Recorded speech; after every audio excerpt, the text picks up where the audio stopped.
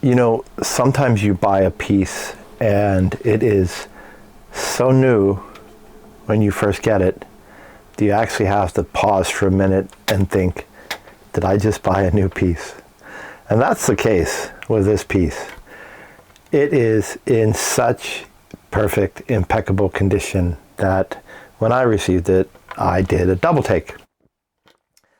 It was like opening it up like on Christmas Day when you get a new toy and you open it up for the first time fresh out of the packaging. It was like that. Now, I've mentioned this a few times in videos. I've talked about the superpower of Japanese collectors who preserve stuff in such perfect form, and that's very much the case with this tray.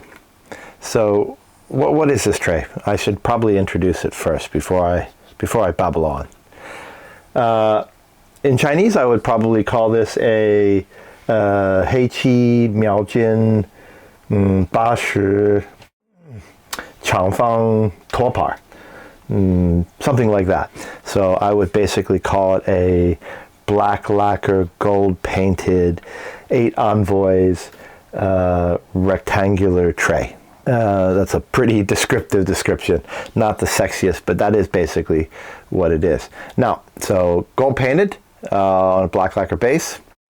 And so other than the condition being absolutely in perfect condition, let's talk a little bit about what's depicted on the face.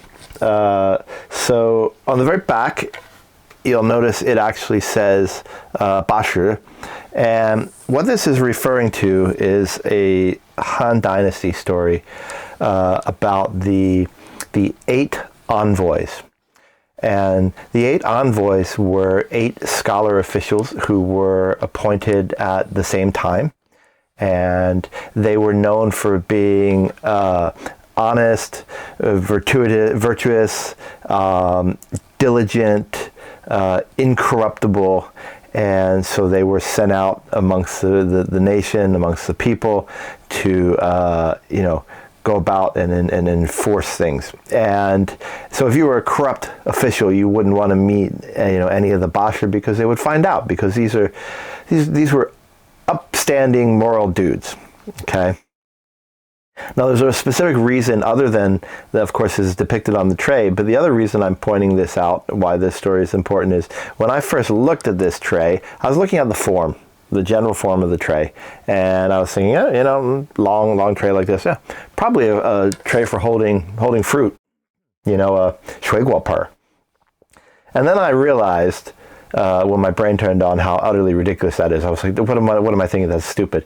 With this sort of story on top, of course this would not have been a fruit tray. This was probably given to somebody who was either an aspiring scholar, was already a scholar, was an official, something like that, and probably used to hold scrolls or stationery or something along those lines.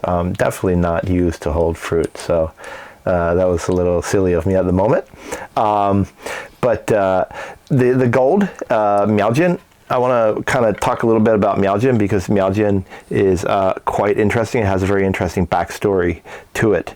So miaojin literally means to trace gold. That's what it means. And so the way this technique works is you lay down a base.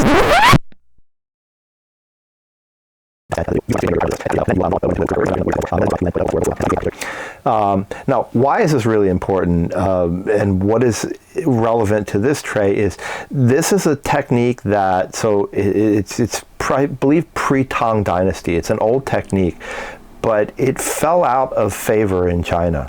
It was replaced with techniques like changjin, which is you engrave into the lacquer and then you put the gold powder into the graving, and that's quite popular. So you could see, so changjin kind of replaced this. Carved lacquer, TC lacquer, these sort of things kind of replaced this, and so this technique kind of fell out of favor. Now what's interesting is around the Tang Dynasty it was transmitted to Japan via cultural exchanges, religious exchanges, exporting of lacquerware, and the Japanese basically picked it up and they really ran with it, and they developed additional tools. They developed, different types of materials, finer types of materials, finer type of gold, more refined gold, all this kind of stuff. And it eventually became the Japanese gold lacquer technique called Maki-e. So the son basically grew up and surpassed the father is what happened. And what's interesting is, I believe Yuan dynasty, give or take.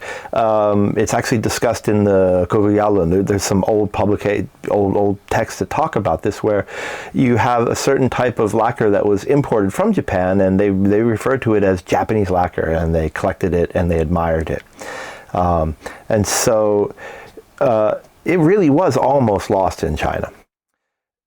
Early Ming Dynasty, I don't remember which emperor, but very, very early, one of the first, maybe the first emperor, actually sent workers to Japan to learn how to do the Japanese lacquer technique. And so the techniques kind of round-tripped its way back to China, and the Chinese picked it up again and then started, developing it as well. Reaching, let's say, mid-Qing dynasty is probably when it really reached its peak. They really started to almost catch up with the Japanese, but they never really actually caught up with the Japanese technique. Maki-e is still considered to be superior, though again, at this point, these are now two different techniques. So that's something very interesting about this particular tray.